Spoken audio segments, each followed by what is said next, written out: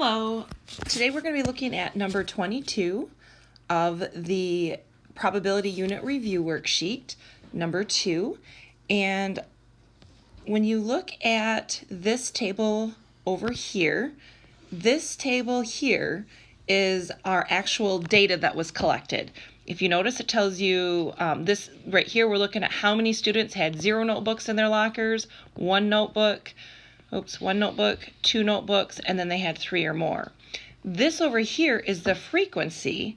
So I can see for the number of kids that had no notebooks in their locker, well, that was 1 student.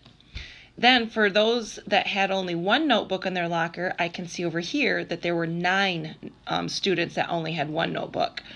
This 6 means that there were 6 students that had 2 notebooks in their locker.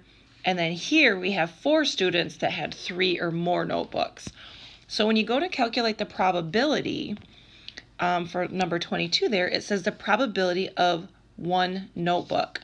So I'm going to come over here. This is my 1 notebook data point. And I see that we had 9 students that only had 1 notebook in their locker. So the next thing we're going to have to do is we're going to have to add up all of the number of students that they sampled. And I can see that 1 plus 9 is 10, plus 6 is 16, plus 4 gives me 20 students were sampled.